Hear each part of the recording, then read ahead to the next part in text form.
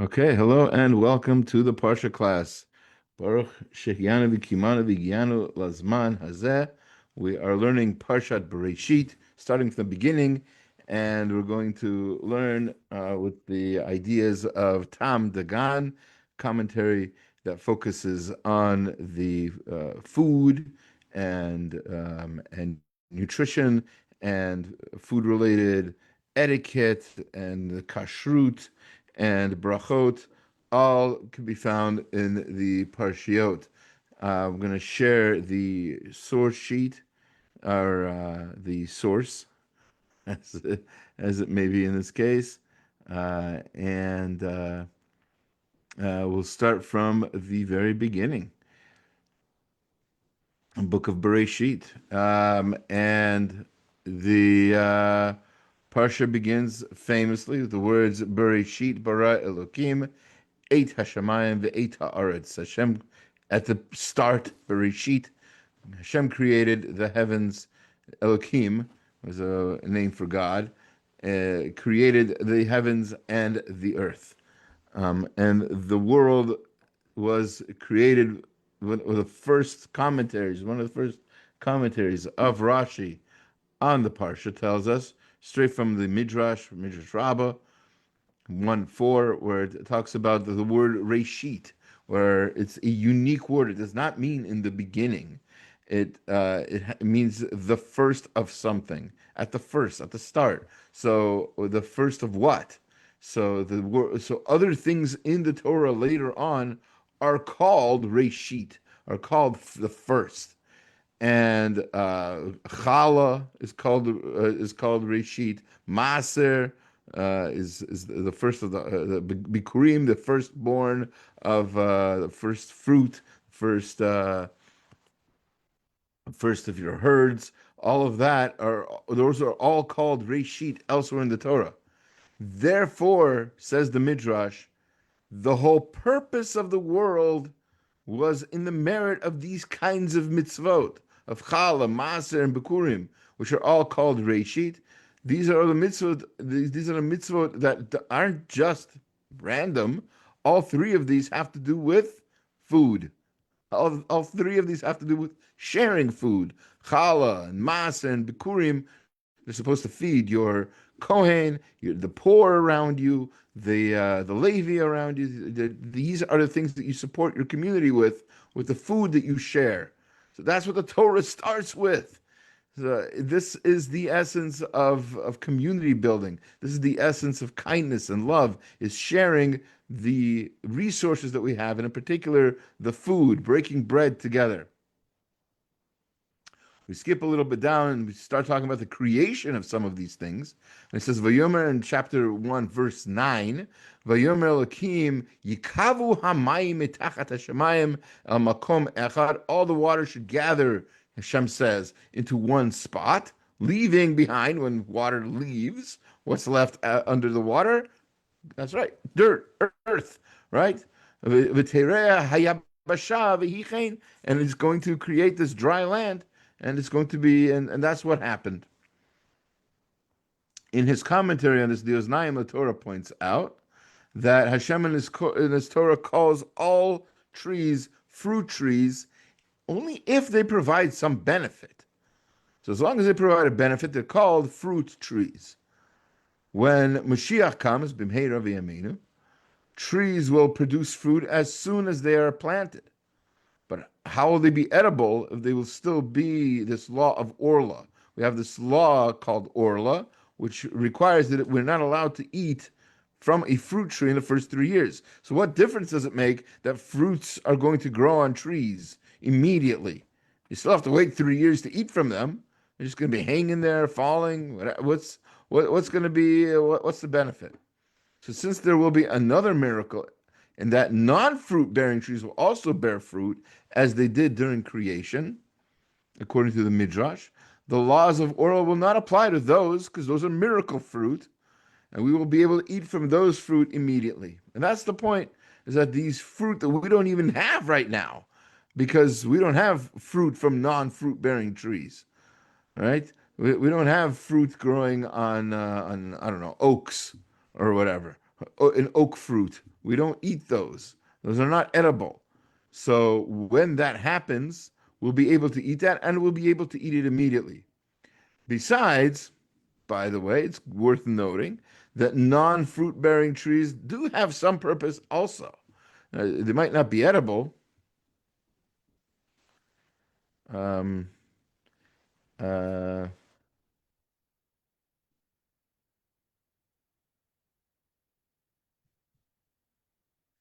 uh,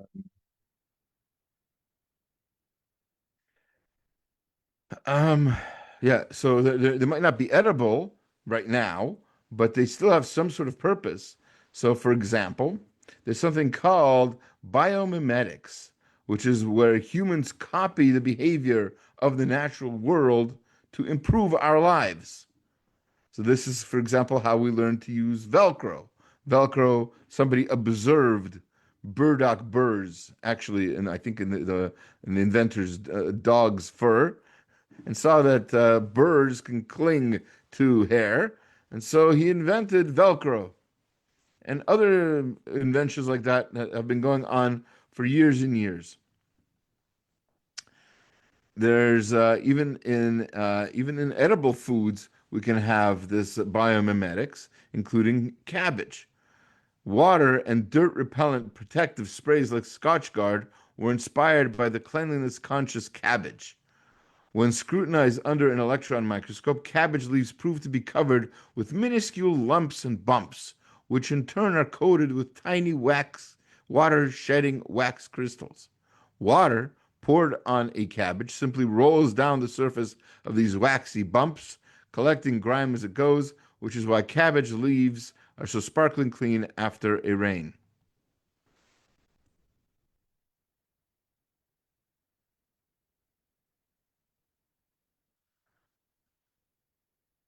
One moment.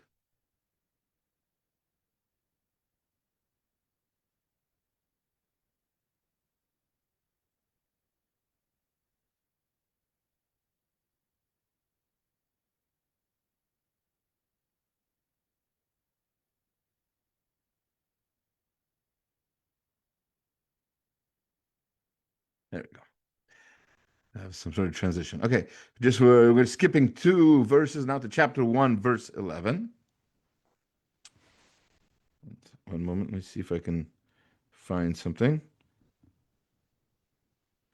Um, for the benefit of people who want to be here live. Um,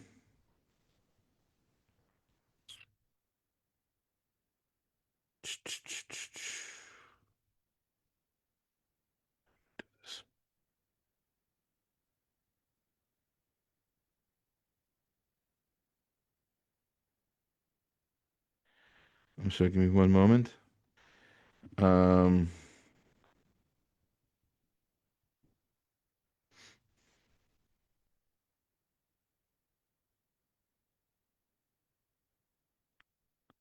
okay, here we go.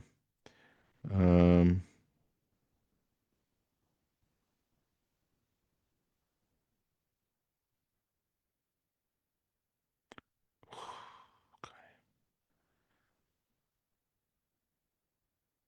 I'm sorry.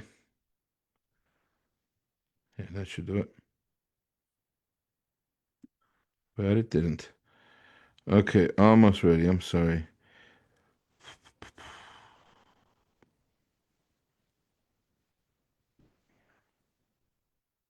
Copy. Sure. Mhm. And then yeah, it should do it. Okay. Baruch Hashem. Okay. Chapter 1, verse 11 says, Vayomer Elohim. All right. Moment. Always need to make corrections when we see them. All right.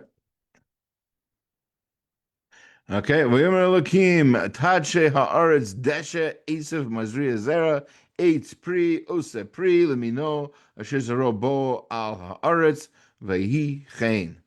And God said the earth should sprout plants, seed-bearing vegetation, fruit trees that make their kinds of fruit, which have the seeds on the land, and so it was. And all of these are different kinds of plants, right? We've got plants, we've got seed bearing vegetation, we've got fruit trees, we've got all kinds of stuff. And the different kinds of plants that Hashem mentions in this verse refers to those eaten by animals and those meant for people to eat, as this foreigner explains. So there are different kinds of things. The trees, by the way, we're told in the Midrash, were punished for not listening to Hashem, who commanded them to make fruit that tastes like themselves. And since taste is that's not currently the case, that the fruits taste like the tree. You know, if you want to try this out, I don't know how you do this experiment, but if you were to go up to an apple tree and take a bite out of its bark, I am assuming that the bark would not taste like an apple. So for that reason, trees were punished for not listening to Hashem. He wanted them to taste like the fruit themselves. This may have occurred because Hashem endowed the earth. How can He punish the earth for the plants? Do they have a brain? Do they know what they're doing? Why are they being punished? Famous question. There are a number of answers, but this may have occurred because Hashem endowed the earth with some degree of wisdom during creation. The Or HaChaim brings this down. And the earth erred in understanding Hashem's command. There's what exactly did Hashem mean that the earth should just that the plants should taste like the fruit? Therefore, they misunderstood. The earth did the wrong thing, and in conclusion, the earth was affected and then punished. It happens to be that the Zohar writes, the Zohar writes that the mitzvah of Orla that we have today, that we just mentioned a few moments ago about the law that we cannot eat the fruit of a tree until it is 3 years old, is meant to be a tikkun, the fixing for that sin. So when we perform that mitzvah, we're actually, if it benefits the earth, it benefits the trees that we are indeed doing the mitzvot of Hashem in sort of in their merit. It happens to be. I'm not sure if this is what the Zohar meant. It's not easy to give a pashut, a simple explanation to things in the Zohar. But it happens to be that people who are involved in planting and such, husbandry, they've told me that that the fruit of a tree in its first year are of lower quality.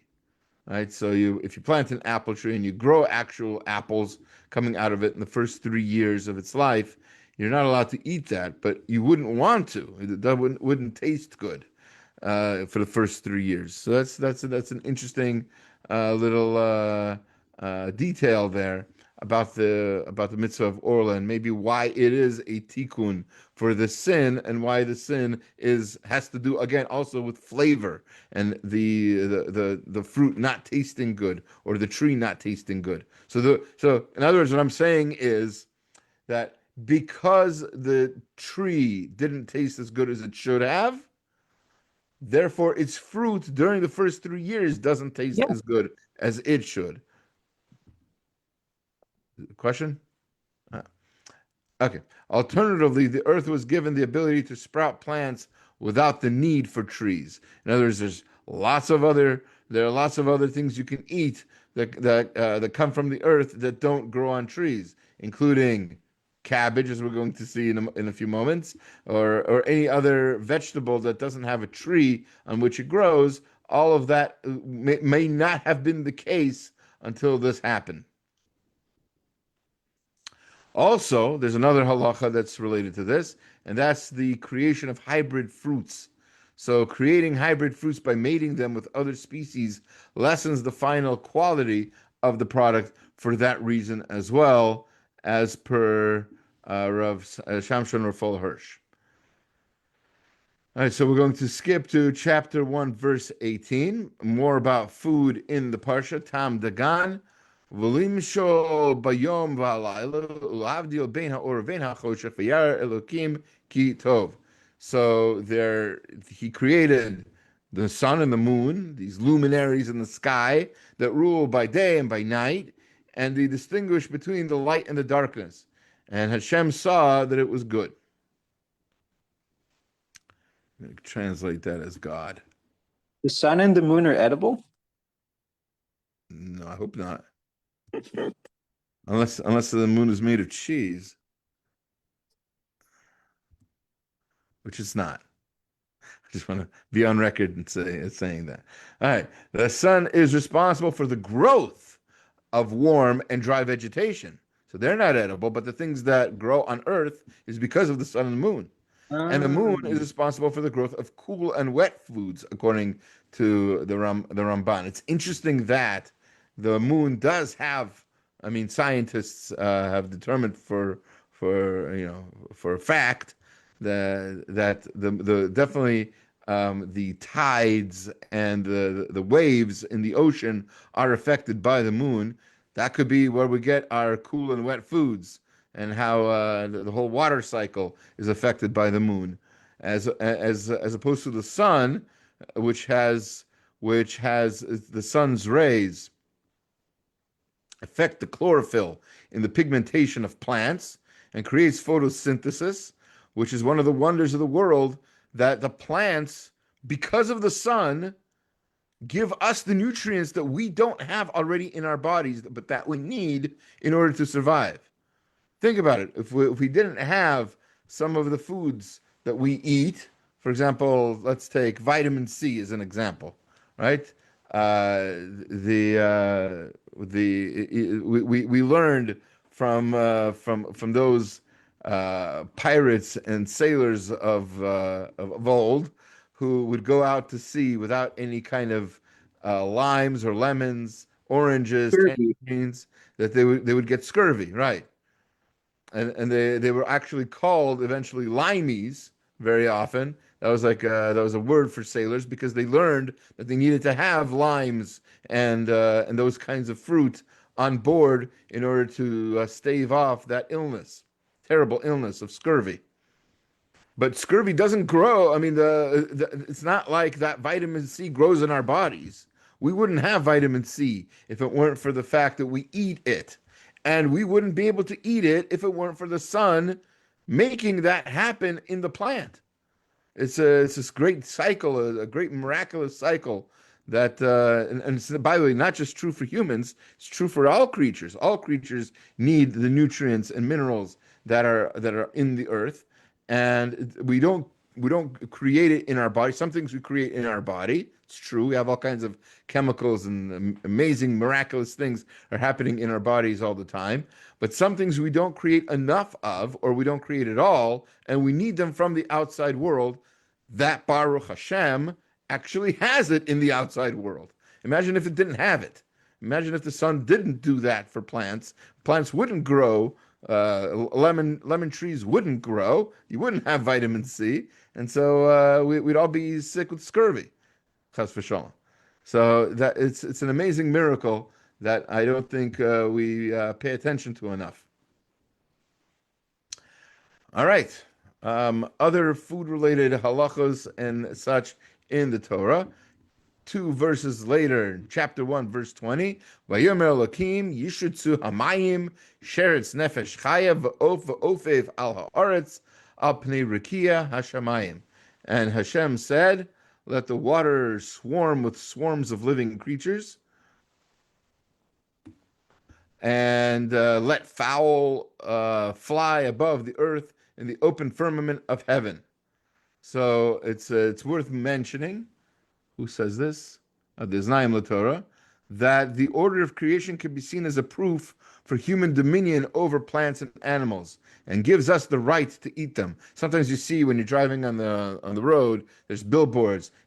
What gives you the right to eat this and that? You know what does? The Torah. In other words, because the Torah, as the Oznaim Torah is explaining, is written in such a way that there's a hierarchy. There's plants, and plants don't really eat anything. They get, photosynthesis, but aside from that, they don't really. Most plants don't eat anything, right? Other creatures eat those plants, and then we eat those creatures. So it's this great cycle, in the words of an old Disney cartoon, it's the circle of life, right? There's a cycle. There's a normal ecosystem that is created that way, in which case we're on top of this hierarchy, and of course our bodies then after 120 years will decompose and will help those plants grow, and then the whole cycle starts over again. So it's all part of this amazing cycle. And 2 verses later, Vayvarach otam Elokim, Hashem blessed them, Vayomer pru urvu, that they should be fruitful and multiply. He's not talking to people yet. We're talking to the animals and such. Umilu et hamayim bayamim va'of yirev ba'aretz. And Hashem blessed them, saying, be fruitful and multiply, fill the waters in the seas, and let fowl multiply in the earth. Fish is what Hashem is talking to. Who's going to fill the seas? That's the fish. The fish are blessed with abundant offspring. Is that Rashi? That's the Ramban. Sorry. Because they're destined to be human food. People eat, well, many people anyway, eat fish, different kinds of fish, and it's an amazing source, as we were talking about before. There's certain nutrients you can't get from that you don't grow on your own. Omega-3 oils and such we get from fish. So it's very important for brain development, etc. Obviously now there are alternatives. There's artificially made oils and such, but are they as effective or not? It depends on what your doctor says. So I'm not a doctor. I don't even pretend to be. I'm not even a nutritionist. So,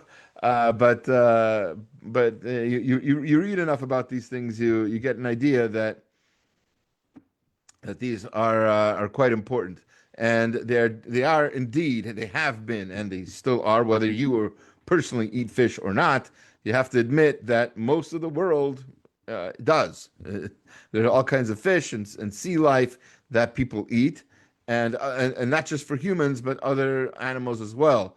And the other beasts would have been as well, were it not for the snake's sin. So other animals also would have been, according to Rashi, would have been food for humans as well.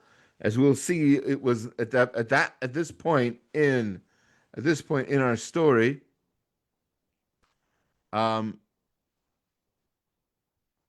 this point in our story, humans are not allowed to eat animals, and that's part of the reason is because they don't get the bracha here of pru urvu, of being so abundant. So the more abundant they are this abundant for our usage.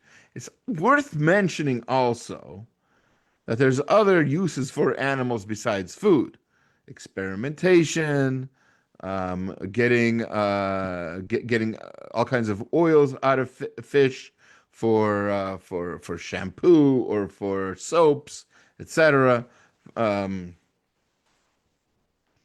Calcium, gelatin, all kinds of important uses for sea life and our entertainment as well, and our education. Places like SeaWorld. I'm not advertising SeaWorld or the aquariums and these kinds of places. They show the wonders of Hashem. They show how amazing and various and varied and just awe-inspiring Hashem's world is, which is sort of the purpose of creation, according to the Netziv, is for us to appreciate and to recognize and to know, not think, not believe, but to know wholeheartedly that Hashem created the world.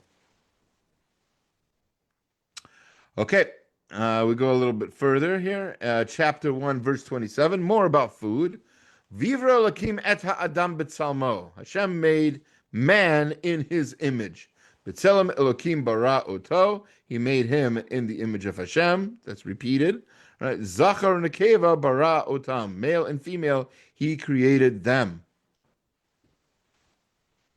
So the Taam Dagan here says, being made in Hashem's image, it is a mitzvah to take care of our bodies, even by washing it. In an illustration of this, Rav Yecheskel Levenstein ate small, simple meals based on the minimum of what his doctor said he had to eat. He wouldn't eat anything he didn't have to eat. He only ate what his doctor said he had to, very, very minimum. And he did this because he only ate to keep his body healthy enough to serve Hashem properly. Similar behavior is recorded in the names of many of our illustrious leaders, including Rav Yehuda Leib Steinman and others as well. There's famous stories about this. It's not for everybody. I'm not trying to recommend this as a course of action for most people, but it's important to know what some of our greats are able to do, because this teaches us what is really the goal. The goal of food is not to brag and not to go crazy about it. Not to, I mean, I know somebody. I'm trying to see, I make sure it's not lashon hara. I know somebody. They don't eat kosher. He and his wife planned a trip to go to a place somewhere in Spain. I don't even know the name of the place. If I knew, I don't think I'd say it in the class anyway. But anyway, to some place in Spain where they waited in outside of a small, tiny like little hut. They waited outside for like 6 hours, and between the hours of noon and 2 p.m., the window of this hut opened up, and they served some sort of food that they cook only there, and only this method. And there's a line out the door for miles and miles, and everybody's allowed to buy only, let's say 2 pounds of this food, whatever it is that the person can consume. One person's meal is all you can buy. They're in such high demand that this one place makes its entire living from being open for these 2 hours and from the cooking of this food. And my point is that there are people who, obviously, this guy and his wife were not the only people who made this vacation plan. Like the entire line of people, they didn't just show up there by accident. They flew to this country to stand in this line to eat this food. That's how focus on this particular food these people are. I'm not sure that's a healthy mindset, especially if food is supposed to be meant for, as we said, to serve Hashem properly and not for anything else. Not to brag. Oh, I was in Spain and I ate whatever chimichanga or whatever it was that they ate. It wasn't chimichanga, but that's not the purpose of how we're supposed to live our lives. Okay. And of course, because Hashem created man and woman, and the reason, what I'm trying to point out here is the point of Hashem making us in His image is that we're supposed to take care of that image. We're supposed to wash it. We're supposed to feed it well. We're supposed to exercise it. That's that sort of thing. The next verse says, "V'yivarech otam," He blessed them. V'elokim. Hashem blessed them. Be fruitful and multiply and fill up the world. Shuha yu'urdu bidgad hayam b'ov hashamayim b'chol chaya haromeset al haaretz, and subdue it and be in charge of the fish in the sea and the birds in the air and over every living thing that creeps on the earth. Give me 1 second. That's not what I meant to do at all. That's not it at all. Oh, that's not it either. Okay. There we go. All right. So mankind is given permission to utilize the earth as it sees fit.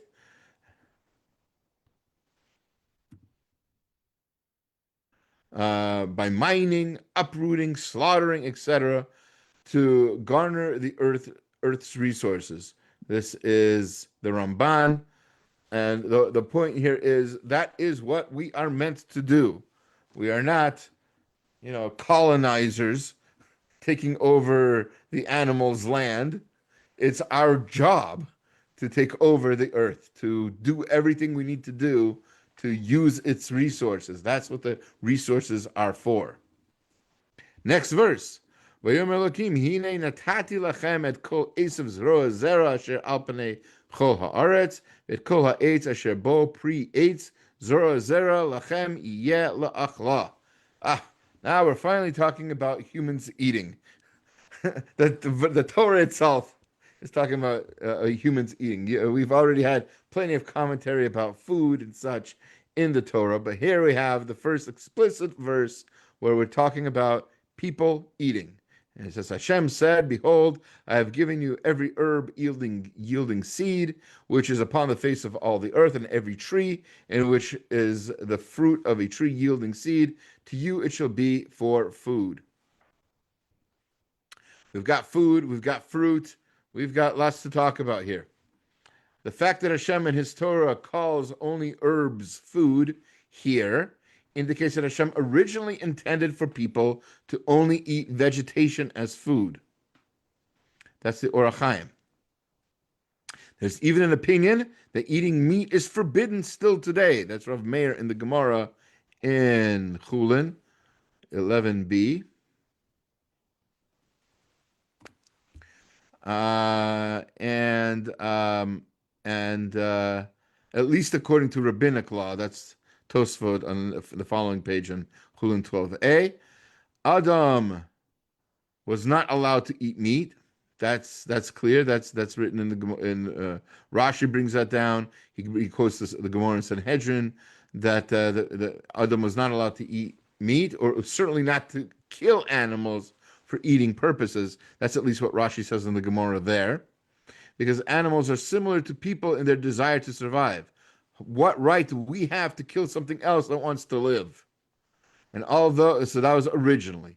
And although animals lost this preferential treatment when they sinned at the time of the flood, which we'll learn about in next week's Parsha, we still retain laws against eating the limb of a living animal, eating blood, and causing senseless pain to an animal because of this.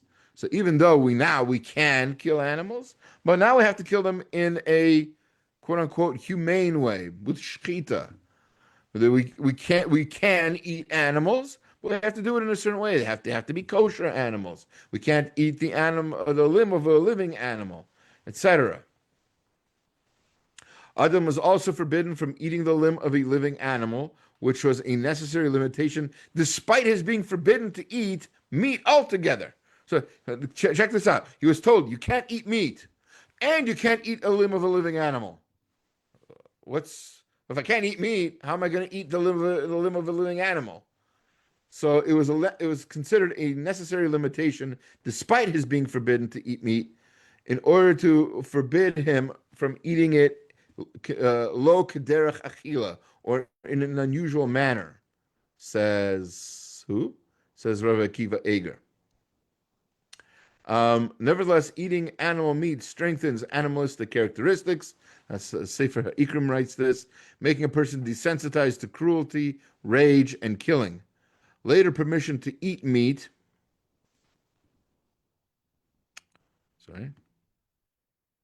Later permission to eat meat may be simply a necessary concession for human frailty, for, quote, it is illogical that the great planner designed the world in a way that needed to be readjusted 1,000 years later. That's sort of a quote or paraphrase from the writings of Rav Kook in a book called Judaism and Vegetarianism. Also, this verse talks about different sea monsters that Hashem created, the Leviathan, that we spoke about actually just a few days ago on Sukkot. Hashem created sea monsters and preserved the meat of the female Leviathan, for the righteous to eat when Mashiach comes. So why would that be good? Why should I eat that instead of the meat that's going to be available when Mashiach comes? Or okay, you want me to eat a sea creature? Fine. So give me fish to eat. Why does it have to be this particular creature?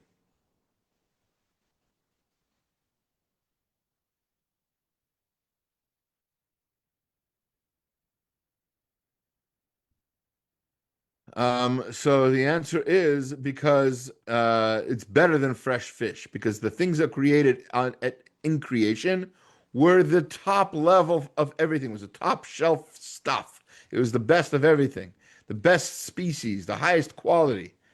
The only thing that's not true for, that's the only thing in the world that's not true for is Torah, because it does not change. So the Torah we'll have then is just as great as the Torah we had back in the creation of the world, because the Torah does not change. But everything else changes and gets worse. Nothing really improves. Everything just gets worse in terms of quality than it was during the time of creation. And the Leviathan is not an exception. And that's why that meat, the taste of Leviathan is going to be the best tasting thing that we've ever had. And hopefully we'll be zocha to know what that's like. Okay, next verse, chapter 1, verse 30, the very next verse. It says, "Ulechol chayat haaretz, ulechol of hashamayim, ulechol romes al haaretz, asher bo nefesh chaya, ve'et kol yerek esav la'achal v'hichein." To every beast of the earth, and to every fowl of the air, and to everything that crawls upon the earth, wherein that has a living soul.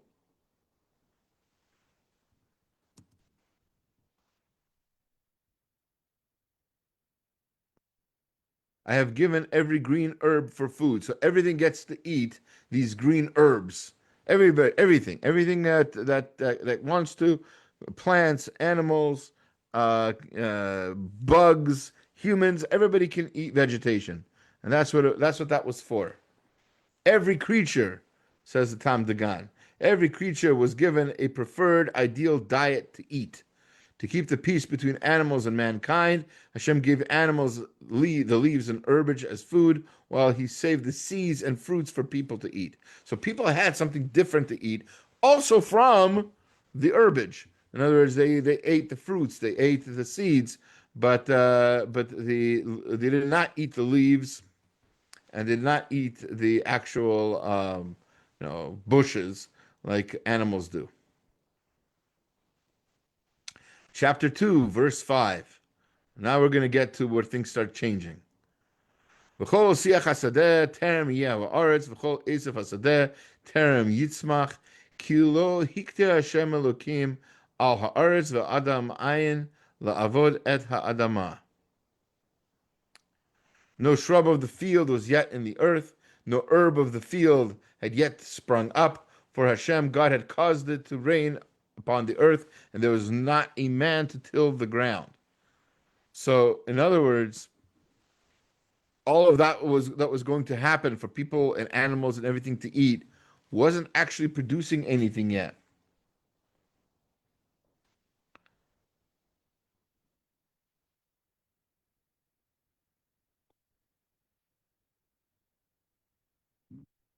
Yeah.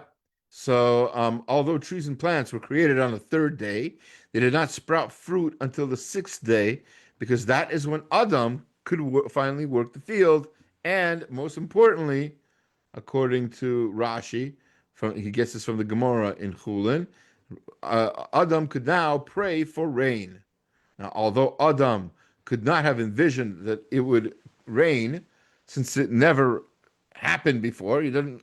If you've never seen rain before, how are you supposed to know that that actually happens? Let's say you grew up, if you grew up your whole life in San Diego, and then you take a trip to, I don't know, Montana in the winter, you're going to see all this white stuff on the ground. You're not going to know what it is, right? So he didn't know that there was going to be rain, but he knew he needed something, and he knew that Hashem provides everything. So he prayed nevertheless. he knew clearly one thing, and that is that Hashem is in charge of nature, and he would help somehow.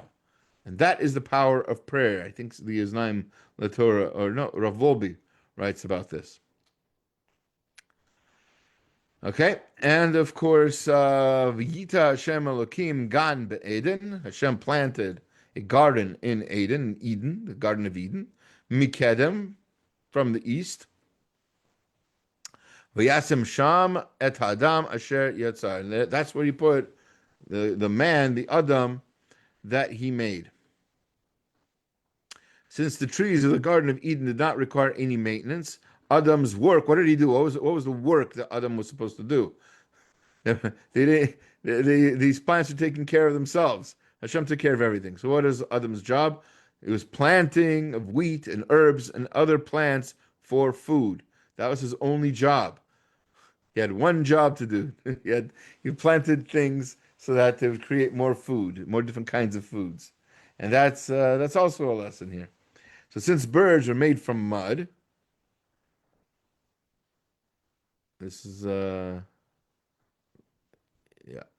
birds are made from mud, as it is described in the Torah, which is half water and half land. They only need one siman or one sign to prove their kosher status. This is the Gemara in Chulin, the Shulchan Aruch in Yeridea talks about. I should probably write that. One moment. Do.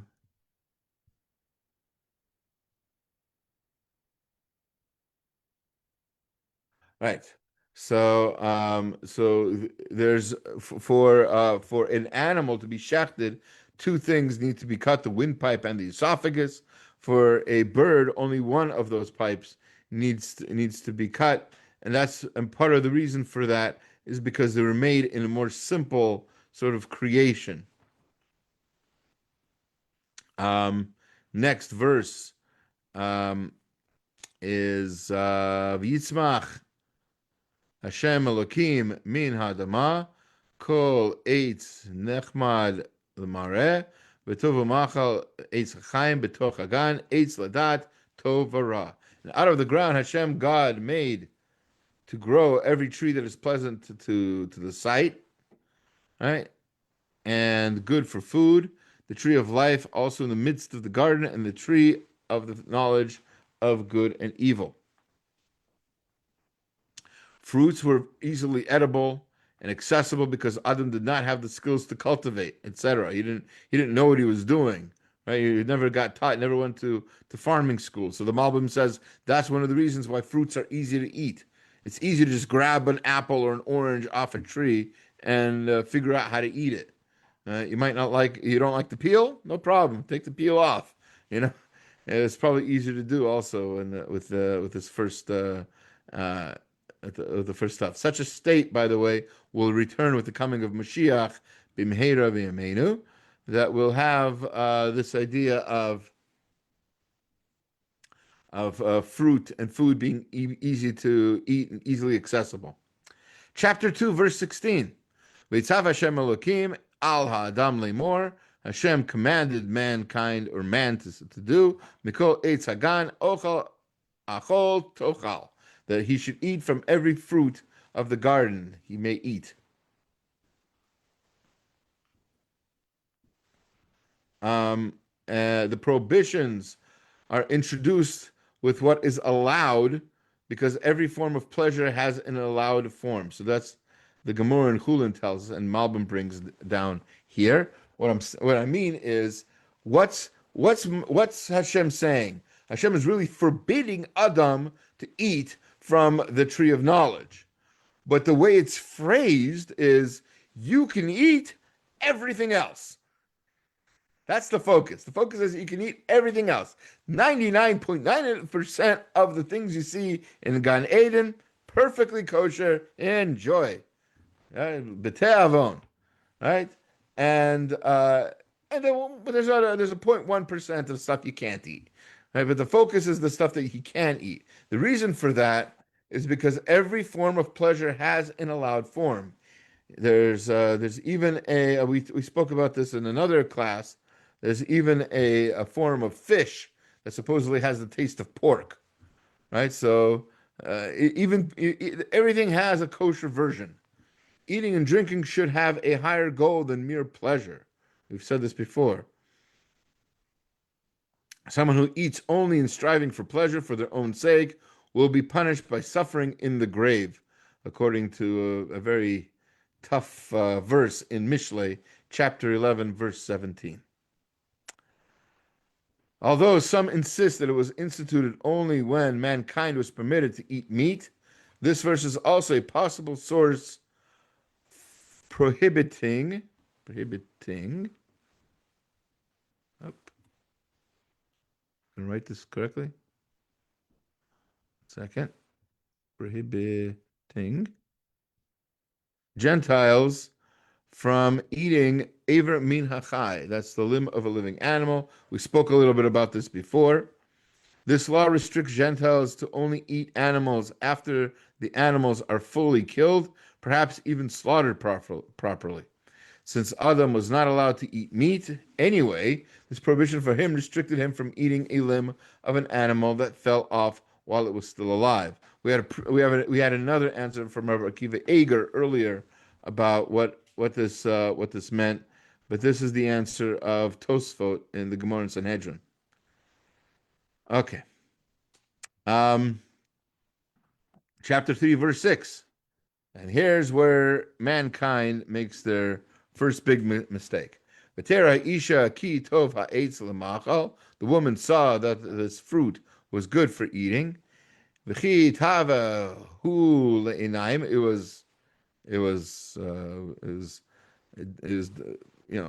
was delightful for the eye, just like a canine or a baby sometimes. Delightful for the eye. V'nechman ha'etz lahaskil, v'tikach mipiryo, v'tochal, v'titein gam li'isha ima v'yochal. She took from the tree, and she thought it would make her wise. She ate from the fruit.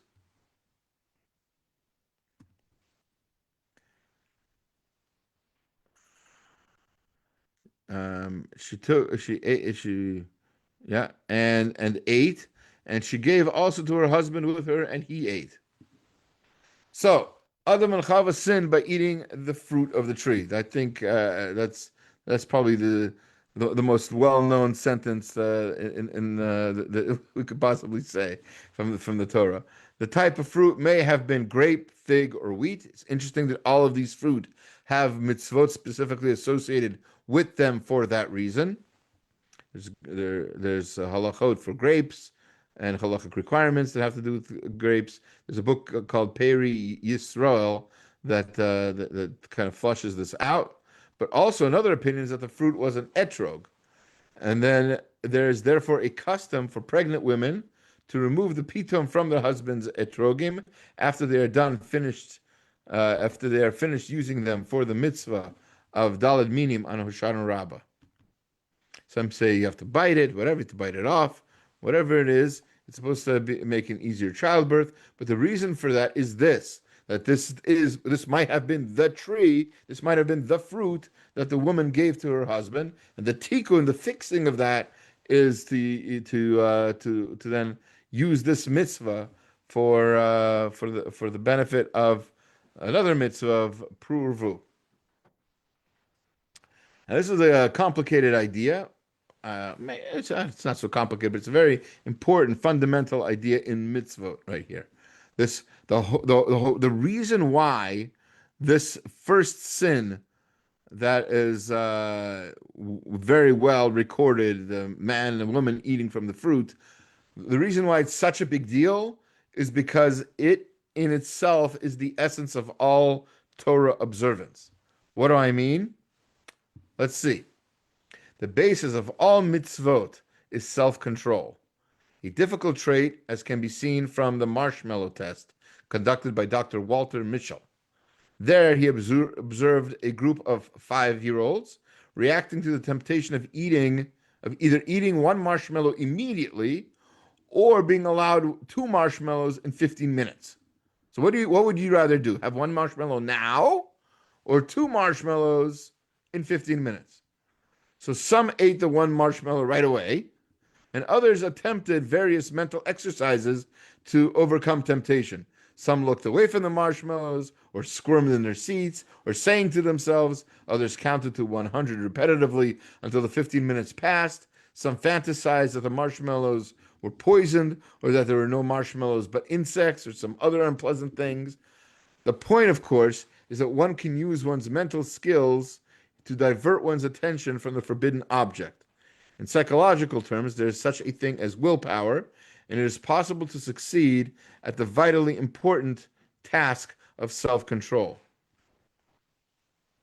The Mishnah teaches that true strength comes from self-control, including a person mustering the strength to refuse eating something unhealthy for the person. For this reason, the future perfect world will not have hunger, but as the prophet promises, hunger will not be for bread, and thirst not for water, but for knowledge alone. On the subject of self-control, I remember reading a story in Lev Eliyahu, Rav Eliyahu, I'm blanking on the last name now, Lopian, Rav Eliyahu Lopian, writes how he was once in Israel sitting at a bus stop waiting for a bus, and he was learning from a sefer, and he looked up at one point after the bus was considerably late. I guess he looked up, and he was so disappointed in himself for looking up. Now, what's the point of looking up? How is that going to? It's not going to speed anything up. It's not going to make the bus arrive on schedule. He didn't need to prepare anything or pack up or anything. He had everything with him. There was no benefit to looking up. So he was disappointed in himself for lacking the self-control of just looking up to see if the bus was on the way. That's called real the self-control that that's obviously ideal and difficult to achieve, but something that we should all try to strive for. And that's what Adam and Chava messed up with in eating from this fruit. Chapter 3, verse 12. And then, of course, they got caught. And then Adam says to Hashem, "You know why I did this?" Adam, the woman you gave with me, she gave to me from this tree, and I ate. So Adam's argument that he was ignorant, I didn't know what it was. I was just eating a fruit that my wife gave me. So that didn't work. He still gets punished. Why? He didn't know. It's b'shogeg. You can maybe say ones.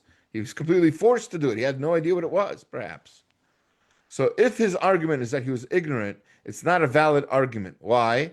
Because everybody has the obligation, says Mishnah Torah, Hinchot Shigagot, and it mentions this also in Sefer HaIkrim, to know what to avoid eating, and to know what you're forbidden to eat. There's a pasuk later on we'll get to the Torah, God willing, towards the end of Vayikra, where it's very explicit. We all have the obligation to learn what's allowed and what's not allowed. Somebody just asked me. It just happens to be true story. Somebody just asked me today. They're not a religious. The person who was asking is not a religious person. They have a religious friend from another synagogue. Not going to mention any names. And that friend asked him if a certain they're going to meet in a bar, and that friend asked this friend, who's calling me, the non-religious friend, if the beer in this bar is kosher. So this non-religious person is asking me. I know him, and he wants to know from me if it's kosher. I'm not going to say it's kosher. I don't know. So he says, so we can drink it. If, you don't know if it's kosher, so we can drink it, right? I said, well, if you know it's kosher, you can definitely have it. But if you don't know if it's kosher or not, it's like saying, is it poison or not? And the answer is, you don't eat it. If you don't know if something's poisonous, you have something in your hand, you don't know what it is, and it could be poison, do you eat it? Well, if you're foolish or or don't care about the value of your life, God forbid, then yes, maybe you do try it. But if you know that it's possibly poison, you don't eat it. So I told him the same thing. I said I can't verify that this particular establishment is kosher. It's not one of it's not under the VAD or under any other known legitimate um, certifications. But what I can say is he shouldn't be asking you if it's kosher or not. Like this, Adam had no excuse to not know if he was allowed to eat it. If he didn't know if he could eat it or not, he's some new food is being placed in his hand. He could have guessed that it might have been from the tree he's not allowed to eat from. He should have asked. Okay, 2 verses later, we've got just a few more comments here. I think. Yeah, just a few more comments before we go. It says, "Vayomer Hashem Elokim El Hanachash, Ki asiti zot arurata bechol behema mikol chayat hasadeh al gechoncha telech ve'afar tochal kol yemei chayecha." So, chapter 3, verse 14 is the serpent's punishment. Hashem said to the serpent, "Because you have done this, cursed are you from among all the cattle, among all the beasts of the field. You're going to be on your belly. You're going to eat the dust all your life." So that sounds like a terrible thing, eating dust your whole life. So people worry and struggle for their food, but are nevertheless unsatisfied when they eat because of the sin. So in other words, this is Sforno explaining the punishment here, is that we're never satisfied with the food we eat. We always want more. We want fancier. We want spicier, cooler, sweeter, hotter, bigger. We always want something else. We're never completely satisfied because of this sin. Because of that's part of the punishment of the sin. Interestingly, among the fish, along with fish and pigs, snakes are one of the few animals that become stronger as they age, says the Gemara in Shabbos 77b. Despite the fact that their diet does not vary, they grow in health. This is a lesson for people to be less concerned about eating diverse foods.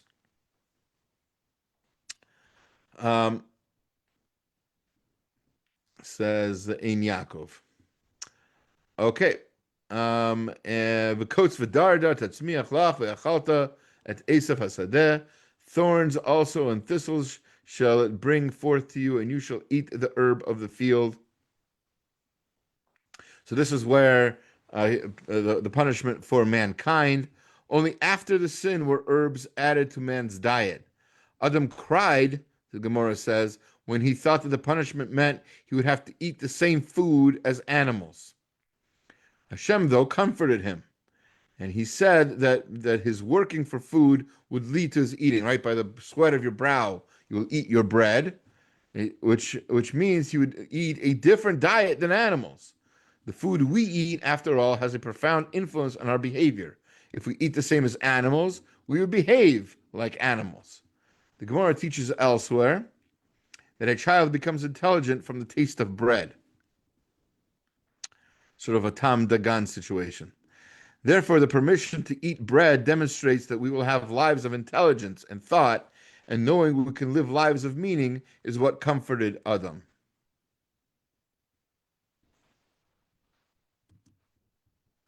Should really give credit to where I heard this from. I heard this from Rabbi Elephant, Moshe Elephant, in his Daf Yomi Shir. I should probably put that down. Let's see if I can do that easily enough. 1 second. I apologize for the delay. It's hard to do this sometimes, but told you.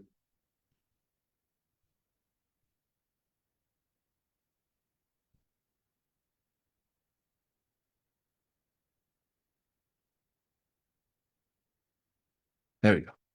Okay. That's note 70. Already we had 70 footnotes in just one class. All right. So there was the story of Cain and Hevel, pretty much one of the last big stories in the Parsha, right? Cain el minchato lo sha'a v'yichar Cain ma'od v'yiplu panav.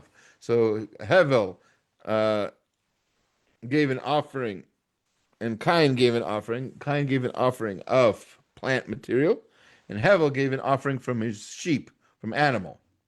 To Cain and to his offering, um, uh, he did not respect. Now Hashem didn't like that offering, and Cain was very upset, and his countenance fell. Superficially, by the way, these Noam the Torah points out, Cain seems like he pitied animals, right? He didn't want to sacrifice an animal. I'm part of PETA. I'm part of the flotilla. I care about animals. Yeah, well then why did you kill your brother? He points out that there are many humane societies that talk about taking care of animals, being sorry for animals, but then eventually they they turn to violence, what are they called? Environmental terrorists nowadays, right? They turn to violence when they feel slighted or when they're not getting their point across. You have to keep in mind also, evil people can be terrorists, can be vegetarians also. Even though we were saying earlier that eating animals makes us crueler or more violent, you have to remember, God forbid, lahavdil, elef avdolos, with the Nazis, yimach shemam, they were also a vegetarian. Um, yeah,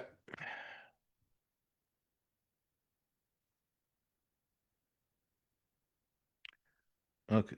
Um, and last point for tonight from the Parsha. We're a little bit over time. I apologize, but it's Bireisheet. We can go a little bit over time, right? Ve'ata, and now, says Hashem, Arurata minha adama shepatzta at picha lakachat et dmei achicha biyadecha. So he curses Cain for killing Hevel. Says, now cursed are you from the ground, which has opened her mouth to receive your brother's blood from your hand. There are different interpretations of what this means. I think maybe on our class this Shabbat, we might, maybe not. I don't know. We'll see. But maybe we'll learn the Or Chaim's commentary here about this murder. Very interesting story, according to him. It's interesting either way. But he says the amount of food that a land yields is affected by the evil behavior of the people living on it. This is the Ramban.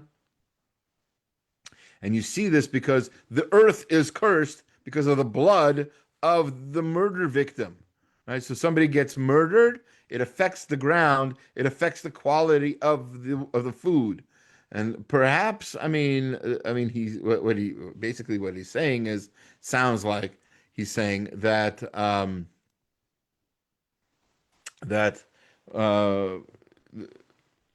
when you see places that have lots of starvation, lots of famines, and lots of other bad things going on in their agriculture.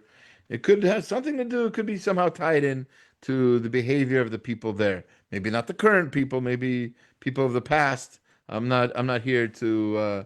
I'm not here to. To judge in any particular group. Just saying that seems to be what the Ramban is saying, and what the Torah seems to be saying, that the earth is cursed because of because of this punishment of that occurs from this murder. All right. So I hope we all learned some lessons regarding the parsha and regarding food. There's a lot to say, and God willing, we'll continue next week with Noach and see if there's other lessons to learn there as well. Thank you for listening. I'm going to stop the